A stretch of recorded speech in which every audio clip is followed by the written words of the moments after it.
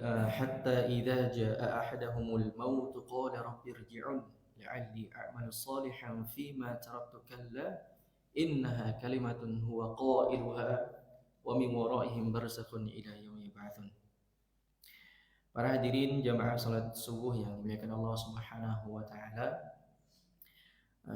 Bersyukur kita kepada Allah Subhanahu wa taala pada subuh hari ini masih diberikan nikmat kesehatan, kesempatan untuk kita menambah bekal, menambah amal soleh, beraktivitas sebagaimana biasanya. Semoga itu semuanya bisa menambah kedekatan kita kepada Allah Subhanahu wa taala.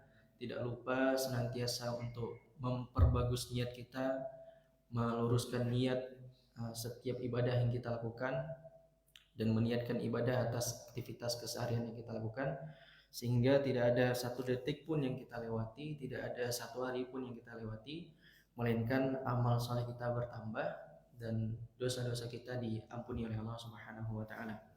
Salawat dan salam senantiasa tercurahkan kepada baginda Nabi besar Muhammad sallallahu alaihi wasallam, kepada keluarganya, sahabatnya, dan kita selaku pengikutnya, agar semoga senantiasa istiqomah pada sunnah-sunnah yang telah beliau wariskan kepada kita, terus semangat kita mempelajarinya dan mengamalkannya di keseharian kita. Bapak Ibu yang dimuliakan Allah Subhanahu wa taala, ini berhubung Ustadz Nasruddin tidak bisa hadir pada subuh kali ini. Beliau lagi ada agenda di Mesir, ada umroh 1 bulan. Jadi terus Ustadz Musna juga nggak ada, Ustadz Fahri juga nggak ada. Jadi yang ada saya. Jadi yang ada saya. Mohon maaf jadi kalau tidak bisa selevel dengan Ustadz Nasruddin nanti. Pada subuh kali ini kita coba membahas tentang hal yang ringan yang mungkin sudah sehari-hari kita ketahui, sehari-hari kita dengar, tapi kadang tidak kita sadari, tapi kadang hanya terlewat begitu saja. Tapi sebenarnya itu sangat penting sekali. Dan materi ini sebenarnya telah saya sampaikan di materi kajian ibu-ibu di Majelis Taklim Ziyaul Haq, gitu ya. Jadi mungkin bagi ibu-ibu yang hadir lagi di subuh kali ini bisa sebagai tikror, sebagai murojaah. Bagi yang belum, ini sebagai wawasan bersama, sebagai pelajaran bersama untuk bisa kita ambil hikmahnya, kita ambil pelajarannya supaya kita lebih konsen lagi, lebih perhatian lagi dengan yang namanya waktu. Dengan yang namanya waktu. Kalau disebut waktu Bapak Ibu, apa yang kira-kira terbesit di pikiran kita ketika disebut dengan waktu? Apa kira-kira Pak? Apa Pak Kusnadi? Gimana ketika disebut waktu? Oke. Perputarannya waktu, peredaran matahari dan bulan, pertukaran siang dan malam.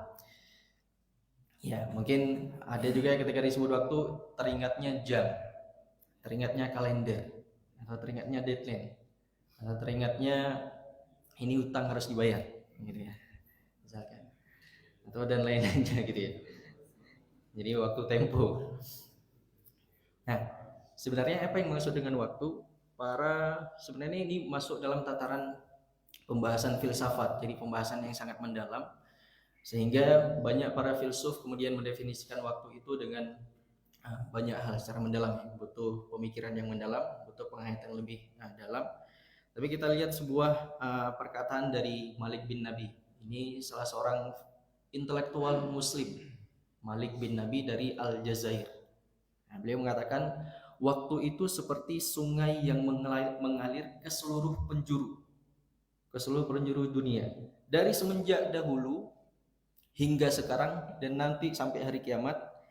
Dia melintasi pulau, kota, dan desa.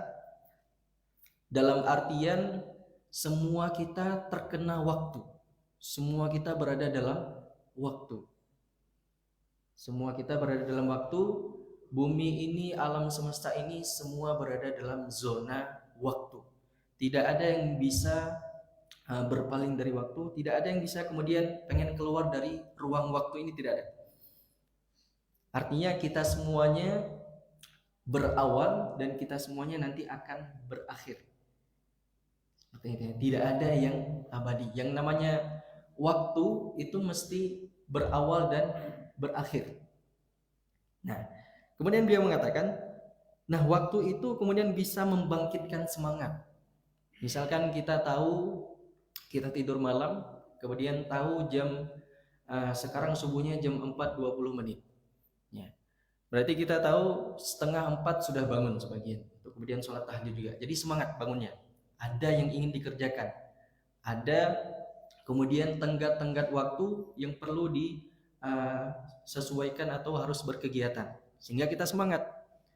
Tapi bayangkan saja kalau misalkan jam 5 itu kita nggak ada kegiatan apa-apa. Tidak ada agenda apa-apa, tidak ada yang perlu dikerjakan.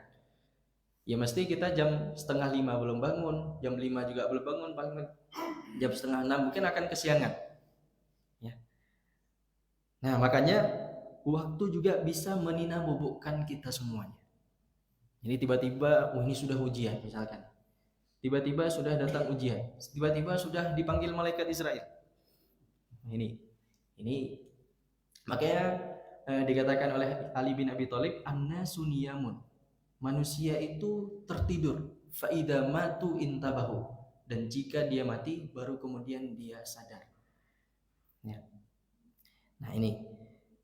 Nah hampir-hampir manusia itu tidak menyadari kehadiran waktu dan kemudian melupakan nilainya. Itu tadi. Ketika kita tiba-tiba sudah ujian, tiba-tiba sudah umur 60 tahun, Pak.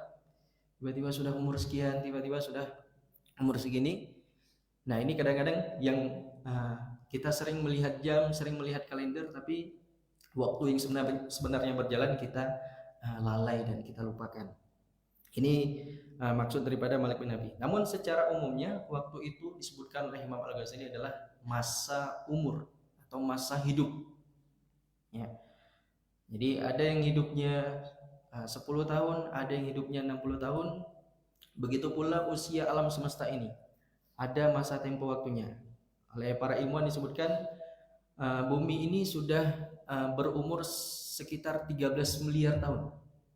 Ya, semenjak terbentuknya, wallahu a'lam, itu hasil dari para ilmuwan. Tapi nanti akan berakhir. Dia akan hancur lagi dan akan dikumpulkan nanti di padang mahsyar kita semuanya.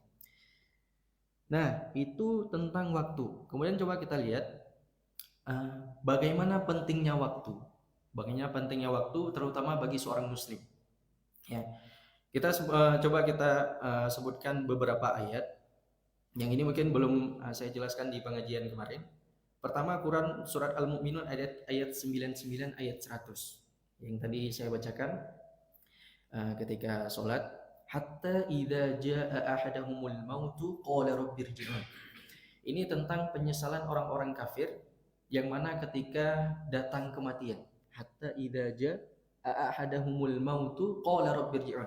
Ketika datang kematian, maka mereka mengatakan qala rabbirji'un, ya Allah kembalikan kami. La'alli a'malu sholihan fima taraktu kalla, supaya kami bisa melakukan amal soleh yang dulu kami tidak sempat kerjakan atau kami lalai mengerjakannya.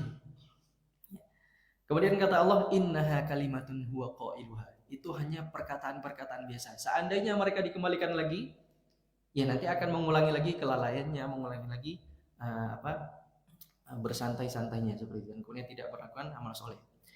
Kemudian ayat yang kedua ada di Quran surat As-Sajdah ayat ke-12, walau tara idil mujrimuna nakisu ru'usihim 'inda rabbihim rabbana absarna wa sami'na farji'na na'mal sholihan. Seandainya nanti ketika orang-orang mujrim ini adalah orang-orang yang bergelimang dengan dosa maksiat, ketika mereka ditampakkan neraka nanti, ketika ditampakkan siksaan Allah di hari kiamat, mereka mengatakan Rabbana absarna, ya Allah kami telah melihat, farji'na, tolong kembalikan kami ke dunia sebentar saja, na'mal sholihan, supaya kami bisa melakukan amal soleh. Ya. Ini tadi ketika banyak orang berjalan di dalam waktu, hidup di dalam waktu, tapi mereka tidak menyadari kehadirannya, sehingga mereka menyesali. Kemudian dalam Quran surat Fatir, nah itu ada ayat 36, ayat 37, wa hum yastarikhuna fiha rabbana akhrijna.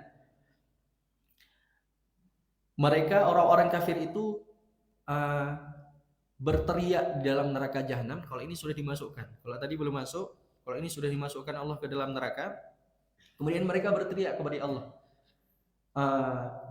supaya dikembalikan ke bumi. Ya, kemudian Allah mengatakan awalam nu'ammirkum ma yatadakkaru fihi man tadzakkara wa ja'akumun nadhir. Bukankah kami telah memberikan kamu masa waktu? Nu'ammirkum, memberikan kamu usia untuk tinggal di bumi, beramal soleh, beribadah, untuk kemudian bisa mendapatkan balasan kelak di yaumil qiyamah. Nah, dan kemudian yang terakhir surat Al-Munafikun. Al-Munafikun ini, kalau yang 3 ayat tadi itu menyinggung tentang orang-orang kafir, ayat di surat Al-Munafikun ini menyinggung orang-orang yang beriman. Ya, bunyi redaksinya mungkin sering kita dengar, laula akhartani ila ajalin qarib fa as-saddaqu wa akum minas salihin. Seandainya engkau ya Allah memberikan kami tenggat waktu sebentar saja. Ya, jadi ketika malaikat Israel datang, kemudian kita disadarkan, oh sebentar lagi mau dipanggil. Tapi kita dikasih waktu, kita mohon waktu, ada tambahan waktu 1 menit 2 menit saja. Sebentar itu fa as-saddaqu, untuk apa? Untuk bersedekah. Ini secara spesifik dengan menggunakan menyebutkan amal soleh tentang sedekah. Fa as-saddaqu wa akum minas solihin, sehingga aku bisa menjadi orang-orang yang soleh. Nah, memang sedekah itu kalau kita lihat dalam berbagai hadis, ini memang mencakup banyak amal soleh. Bahkan sholat 2 rakaat di waktu duha itu sama seperti kita bersedekah, disebut juga dengan sedekah. Amar bin ma'ruf sedekah, menolong orang, menolong sesama juga sedekah, berkata-kata baik juga sedekah. Jadi sedekah itu mencakup nama lain dari amal soleh, seperti itu ya. Wala yu'akhirallahu nafsan idza jaa ajaluha, dan Allah sekali-kali tidak akan memberikan penangguhan waktu jika ajalnya sudah tiba. Jadi kalau sudah masa tempo waktu, ya tidak bisa dimundurkan lagi. Nah, disinilah kemudian ada waktu itu yang namanya linear. Sifat waktu itu linear. Linear itu apa? Dia itu maju ke depan, nggak bisa dimundurin ke belakang. Kalau mungkin dalam video, kalau kita nonton film rekaman, itu bisa diulang-ulang. Gitu ya. Oh, ini ketinggalan, coba ulang dulu. Gitu ya. Oh, ini ketinggalan, nggak sempat nonton tadi. Atau nggak sempat nonton di bioskop, bisa lihat di mana gitu, Netflix apa gimana gitu ya. Jadi bisa diulang kalau video, tapi kalau hidupan real kita nggak bisa diulang. Sekali terlewat nggak bisa. Seperti ketinggalan kereta. Ketika kereta sudah ketinggalan, nggak bisa dia mundur ngambil kita seorang. Atau ketinggalan pesawat, kita nggak bisa suruh pesawat itu mundur. Jadi sekali sudah jalan, tidak ada kata mundur ke belakang. Makanya waktu itu linear. Sehingga pelajarannya yang perlu kita pahami, maka waktu yang ada sekarang ini perlu kita manfaatkan sebaik-baiknya. Kalau memang mampu sekarang, lakukan sekarang. Kalau memang bisa dilakukan saat ini, lakukan saat ini. Jangan ditunda-tunda. Gitu ya. Dan kemudian yang kedua, sebaliknya, ada kemudian para ilmuwan yang mengatakan waktu itu tidak linear. Waktu itu sebaliknya, sirkular. Sirkular apa? Berputar. Seperti roda. Maka ada pepatah yang mengatakan jangan sombong atau jangan angkuh, karena waktu itu berputar. Bisa jadi sekarang di bawah, besok di samping gitu ya, atau besok di atas gitu ya. Atau ada orang di atas, di bawah terus gitu ya, karena memang dia mengulangi kegagalan yang sama, atau dia terus istiqomah berada di atas. Jadi waktu itu bisa berputar. Karena memang mereka menyebutkan bahwasanya kalau hari ini ada malam, maka besok pasti ada malam lagi. Ya, hari ini ada siang, maka besok pasti ada siang lagi. Ini artinya bahwasanya kalau kita gagal hari ini, kalau kita memang hari ini mungkin tidak bisa mencapai sesuatu, masih ada hari besok. Jangan terlalu bersedih, jangan terlalu galau, jangan terlalu difikirkan. Masih ada waktu ke depannya. Nah, ini jadi memanfaatkan waktu linear dan sirkular ini sebenarnya harus perlu dua-duanya diterapkan gitu ya. Jadi supaya seimbang. Kalau linear saja kita terus fokus ke depan, itu nggak ada santai-santainya. Jadi betul-betul fokus ke depan, nggak perlu piknik. Oh, jangan piknik, kita harus fokus ini ibadah gitu ya. Harus terus mengumpulkan amal soleh, harus terus belajar. Yang namanya belajar aja ada hari liburnya, ya Pak ya. Nah, jadi harus seimbang menggunakan waktu linear dengan waktu sirkular. Jangan juga sirkular terus. oh santai, masih ada hari besok, santai masih ada hari besok. Tiba-tiba datang malaikat Israel gitu. Alhamdulillah. Nah, jadi ini sebagian mengatakan tentang waktu. Ada yang kemudian waktu subjektif dan objektif. Nah, ini agak ilmiah bahasanya. Waktu subjektif itu kembali ke pengalaman masing-masing. Sedangkan waktu objektif itu seperti kita melihat kalender, melihat jam. Jadi kalau misalkan hari ini tanggal 28, jadi semuanya sepakat hari ini tanggal 28. Ya.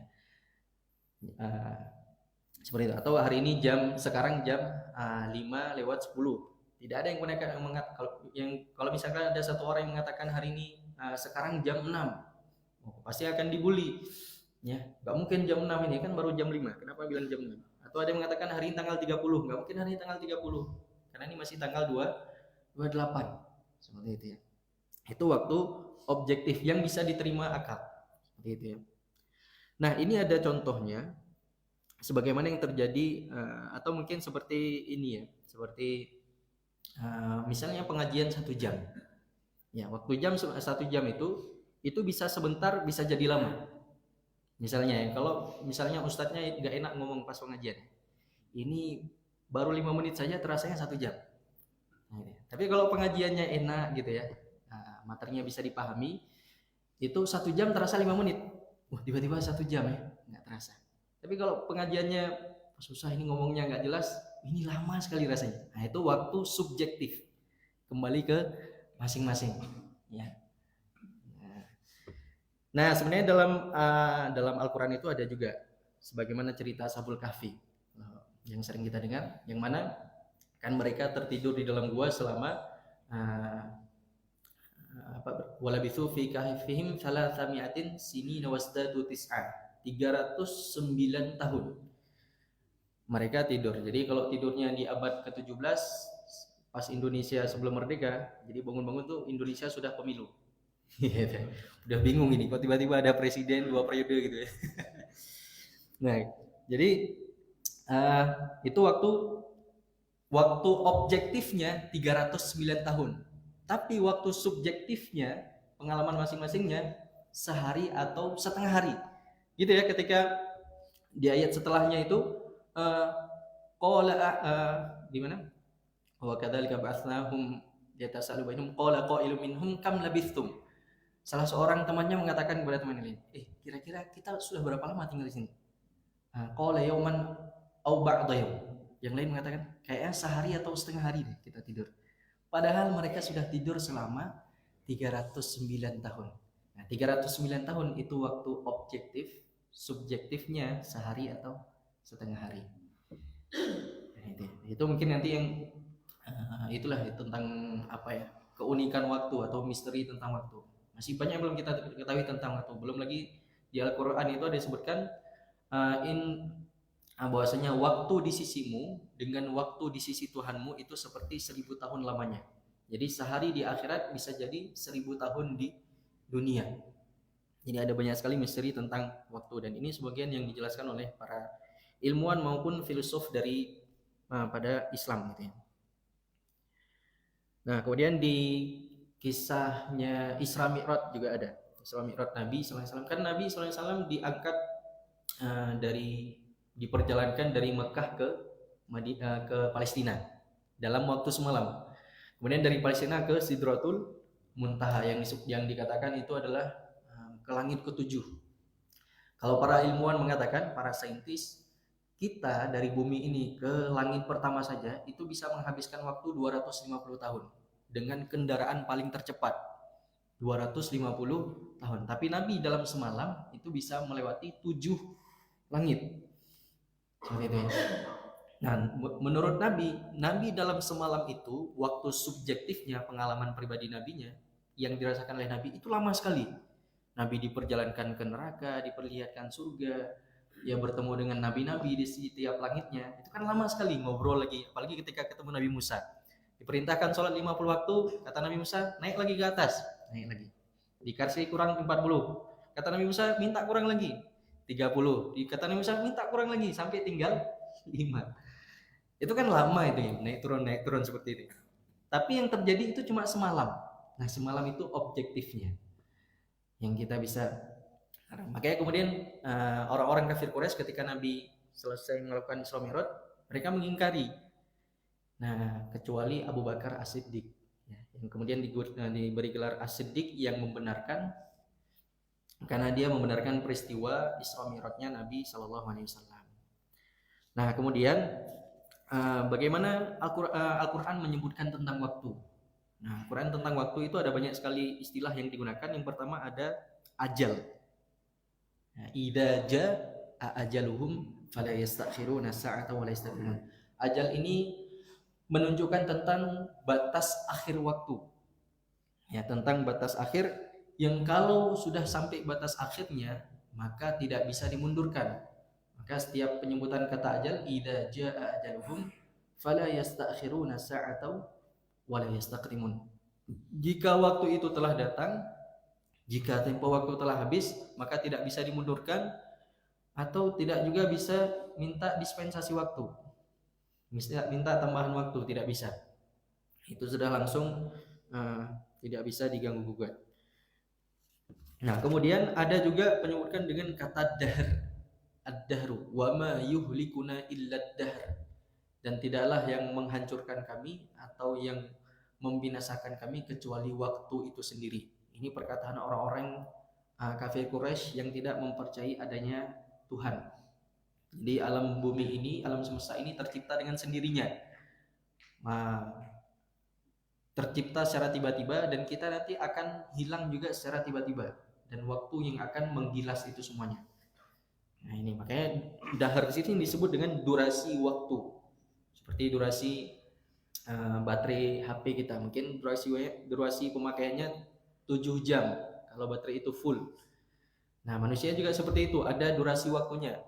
Dikasih waktu si fulan 60 tahun, si fulan 50 tahun, si fulan 40 tahun. Jangankan waktu usia kita Bapak Ibu, bahkan organ tubuh kita sendiri itu punya durasi waktunya masing-masing. Ada yang sekarang mungkin giginya udah copot satu gitu ya. Ada yang matanya sudah durasinya sudah berkurang seperti itu. Ada yang mungkin kaki tangannya, atau ada yang jari jemarinya sudah hilang satu seperti itu. Jadi tubuh kita sendiri itu ajalnya beda-beda, gitu ya. Durasi waktunya beda-beda. Ada yang masih sehat, ada yang sudah kehilangan kesehatannya. Nah, kemudian yang ketiga, Al-Quran menggunakan kata waktu itu sendiri. Jadi waktu itu sendiri berasal dari bahasa Arab sebenarnya. Ya, al-waqtu. Nah, waktu itu sebenarnya berasal dari bahasa Arab. Jadi banyak kata-kata dari bahasa Indonesia itu penyerapan dari bahasa Arab, seperti kata adil, kata adab, kata hikmat, ya, yang itu ada di Pancasila ya. Itu sebenarnya serapan dari bahasa Arab. Nah, waktu sendiri itu terkait dengan peluang. Ini Allah jelaskan di Quran surat An-Nisa ayat 103, innas sholata kanat 'alal mu'minina kitaban mauquta. Sesungguhnya Allah itu telah menetapkan waktu-waktu tertentu untuk kita laksanakan sholat. Ya, ini terkait dengan peluang. Jadi setiap waktu itu ada peluang kebaikan yang kalau terlewat maka tidak bisa terulangi. Kalau misalkan kita bangun subuhnya jam 6, ya sudah di luar waktu sholat subuh. Sudah waktu sholat fajarnya nggak dapat, kemudian sholat subuh berjamaah juga nggak dapat, kemudian walaupun sholat sendiri pun sudah tidak di waktunya lagi. Jadi sudah terlewat. Ini terkait dengan peluang. Jadi setiap waktu itu ada peluang-peluang kebaikan yang kalau terlewat ya sudah tidak ada lagi. Misalkan Bapak Ibu menghadiri kajian subuh jam 6, ya sudah beres, tinggal makan-makan. Atau datangnya jam 7, ya nggak ada lagi makan-makannya, ya tinggal sendiri. Jadi ini perlu mengingatkan kita tentang setiap menit itu ada peluang-peluang kebaikan yang kalau dilewati maka tidak bisa dimundurkan kembali. Dan kemudian yang terakhir adalah al-asr. Al-asr disebut dengan asr, wal asri, ya, wal asri. Atau wal asri ini diartikan dengan waktu, masa, juga diartikan dengan sholat asar. Ya, sholat asar. Maknanya secara bahasa dijelaskan oleh para ulama, waktu asar ini adalah waktu di mana dekat dengan tenggelamnya matahari dan akan menjelang malam, atau berada di penghujung hari dan masuki waktu malam. Artinya apa? Manusia itu kalau sudah sampai, orang-orang itu kalau sudah sampai masuk waktu asar harus segera menyelesaikan pekerjaannya. Nah, kalau dalam Quran surat An-Naba, waja'alnal laila libasa, dan kami jadikan malam itu sebagai pakaianmu, dalam artian untuk beristirahat. Jadi malam itu kita berkumpul di rumah, jadi sudah tidak terlihat lagi. Jadi pakaian itu kan menutup, yang menutup aurat. Jadi malam itu sudah tidak ada aktivitas lagi, sudah semuanya di rumah istirahat. Waja'alnan nahara ma'asya, dan kami jadikan siang hari itu sebagai waktu untuk mencari ma'asya, mencari penghidupan. Nah, makanya ketika sudah sampai sore hari segera. Makanya dalam hadis sendiri disebutkan idza amsayta fala tantadhiris sabaha. Kalau kalian berada di siang sore hari, maka jangan menunggu pagi. Artinya apa? Kalau bisa dilakukan di sore hari, segera selesaikan di sore hari itu. Jangan ditunda-tunda lagi. Kalau nanti sudah sampai pagi, segera selesaikan pekerjaan-pekerjaan di pagi hari, jangan ditunda-tunda sampai sore hari. Karena sekali ditunda, lan tarji'al ayyamul lati madat. Tidak akan kembali hari-hari yang telah berlalu. Makanya Imam Syafi'i mengatakan al-waqtu kas-sayfi. Waktu itu seperti pedang. Illam taqta'hu qata'aka. Kalau kamu tidak memotongnya, maka dia yang akan memotongmu. Jadi waktu itu harus kita kerja. Makanya kalau di waktu menurut orang-orang modern, waktu itu ibarat uang. Ya, the time is money. Ini orang-orang yang betul-betul pandangannya materialis ya. Jadi pokoknya setiap waktu harus bagaimana bisa menghasilkan uang. Bagaimana setiap hari itu harus bertambah penghasilannya. Tapi bagi seorang muslim, waktu itu lebih daripada sekedar uang. Waktu itu adalah nyawanya sendiri. Ya, waktu itu adalah nyawanya sendiri. Sekali waktu itu berlalu, maka sebagian nyawanya pun akan berlalu. Makanya ada para ulama yang mengatakan innama antal ayyam. Sesungguhnya kamu itu adalah hari-hari. Sesungguhnya kamu itu, kalian kita ini adalah kumpulan hari-hari. Setiap satu hari yang berlalu, maka sebagian dari kita pun berhilang.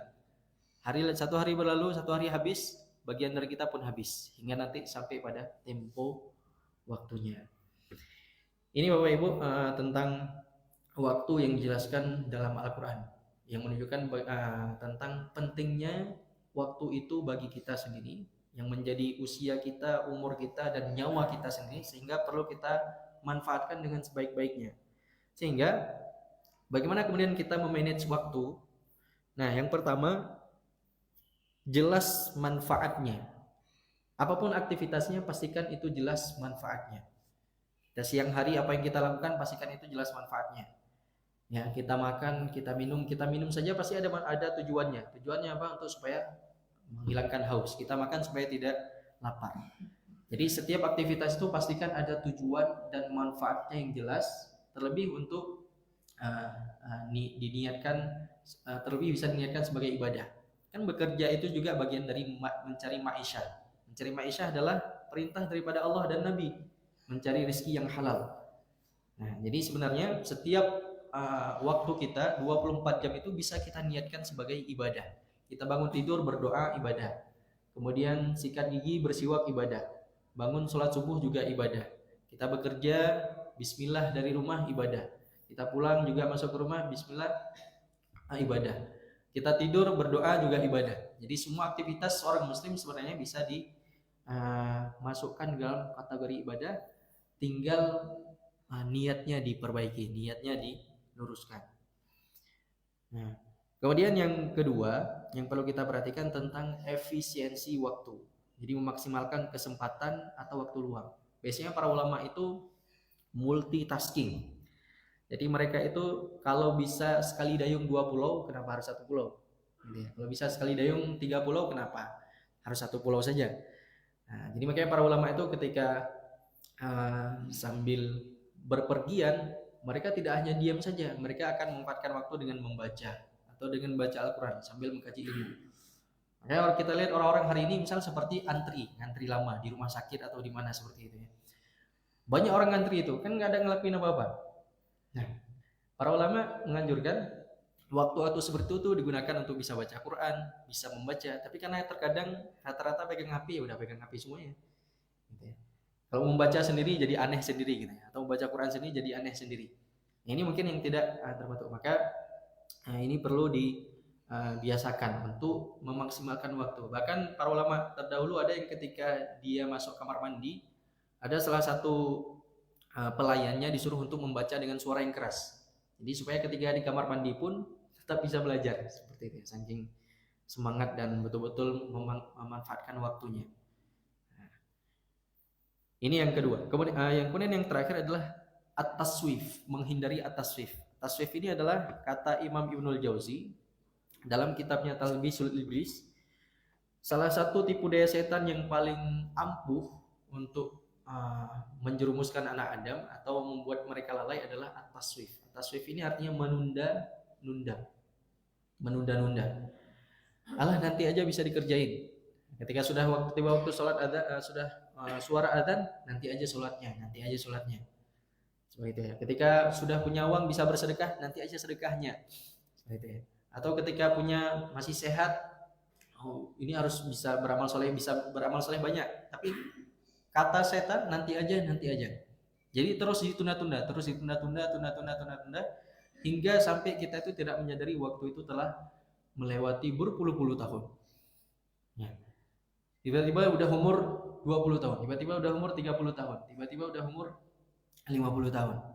Nah, ini bagian dari talbisul iblis, yaitu at-taswif, menunda-nunda. Jadi makanya hadisnya jelas itu ya, ketika kita berada di siang hari atau berada di pagi hari, segera lakukan selesaikan aktivitas yang di pagi hari itu. Tidak perlu menunggu sore. Ketika sampai di sore hari, segera selesaikan aktivitas yang ada di sore hari. Enggak perlu menunggu malam. Karena nanti di waktu malam akan ada kesibukan yang lain. Sehingga kita tidak sempat melakukan aktivitas-aktivitas yang kita tunda di sore hari.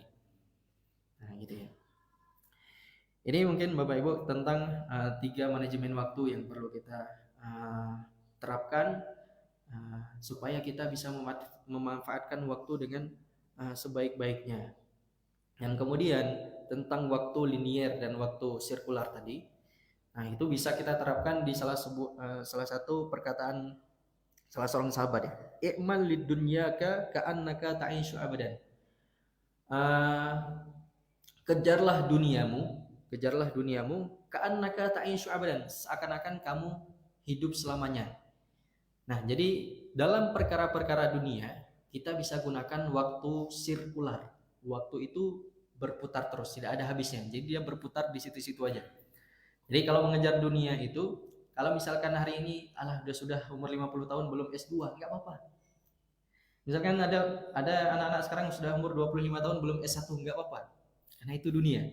Enggak sempat sekarang, masih ada hari besok. Ya, jadi kalau mengejar dunia itu seakan-akan kita hidup selamanya. Kalau hari ini influencer anak-anak muda bilang umur 25 tahun belum punya 100 juta, itu kasihan banget katanya. Itu nggak apa-apa. Jadi jangan perlu galau, jangan sampai kemudian merasa sedih tidak mencapai pencapaian dunia misalkan ya. Tapi terkait dengan akhirat, kata Abdullah bin Amr bin Al-As, "I'mal li akhiratika ka'annaka tamutu gadan." Tapi kalau masalah akhirat, gunakan waktu linier, seakan-akan kamu mati besok. Kalau misalkan umur 30 tahun belum bisa baca Quran, nah ini harus hati-hati. Harus segera. Ini ya. Kalau belum bersedekah hari ini, nah ini harus segera. Kalau hari ini masih kurang sholat sunnahnya, nah ini harus hati-hati. Seperti itu ya. Ada salah seorang guru saya, terus gurunya lagi di Yaman. Beliau ini mencoba untuk menerapkan semua hadis, semua sunnah Nabi. Dari yang terkecil, dari yang sunnah biasa, sunnah yang tidak sering dilakukan oleh Nabi, sampai sunnah yang sering dilakukan oleh Nabi, semuanya sampai kebiasaan-kebiasaan manusiawi seorang Nabi, hingga pada akhirnya semua telah beliau kerjakan sampai yang terakhir tinggal memanjangkan rambut sebahu. Ya, Nabi kan pernah memanjangkan rambut sebahunya. Nah itu sunnah yang terakhir dilakukan oleh gurunya itu. Hingga kemudian setelah melakukan itu beliau wafat. Jadi dipastikan semua sunnah-sunnah Nabi itu dikerjakan. Nah itu ya. Tentunya ini menyesuaikan ya antara laki-laki dan perempuan seperti itu.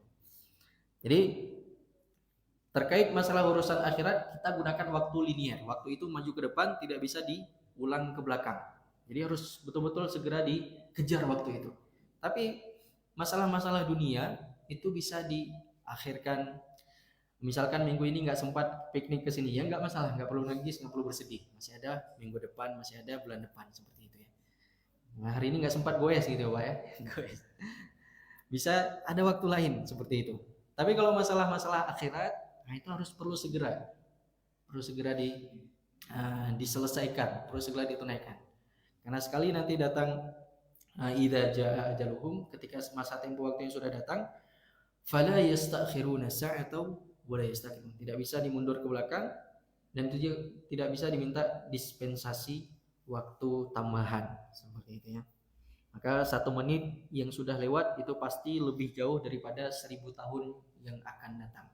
Kata Imam Al-Ghazali, 1 menit atau 1 jam yang berlalu itu sangat jauh sekali, dan lebih jauh daripada 1000 tahun yang akan datang. Jadi 1000 tahun yang akan datang itu masih pasti akan terjadi, sedangkan yang telah berlalu tidak mungkin terjadi lagi. Nah, Bapak Ibu yang dimuliakan Allah Subhanahu wa taala, sebagaimana masa usia kita, bagi bapak-bapak yang sudah umur 60 tahun ke atas itu sudah pernah muda. Kalau kita yang masih 30 tahun ke bawah ini belum pasti tua gitu ya. Kita muda tapi belum pasti tua. Kalau bapak tua sudah pasti pernah muda gitu. Jadi memang ala kulli hal semuanya memanfaatkan waktu sebaik-baiknya. Selama nyawa kita masih di kandung badan, ini perlu kita manfaatkan. Tidak ada yang namanya terlambat belajar. Tidak ada yang namanya sehingga kita memang perlu terus belajar. Apa yang kita tinggalkan terdahulu, kalau masih ada waktu, Allah masih berikan kesempatan, maka segera dimanfaatkan dengan sebaik-baiknya. Ini mungkin sedikit untuk pagi hari ini. Semoga bisa bermanfaat dan bisa merefresh kembali dan bisa menjadi bahan muhasabah. Kalau ada 1-2 pertanyaan mungkin kita persilakan. Jangan kalau tidak ada kalau insyaallah paham semua ya.